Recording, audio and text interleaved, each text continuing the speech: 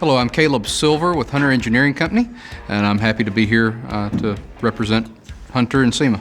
So, advanced driver assistance systems, sometimes referred to as ADAS systems, are becoming commonplace on cars today.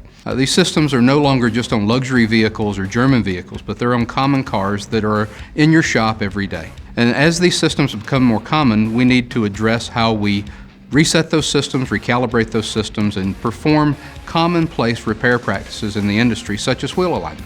So there are many opportunities coming for the aftermarket to upgrade a vehicle. You'll see many new equipment offerings for vehicles, not just aftermarket upgrades, but OEM upgrades along the way.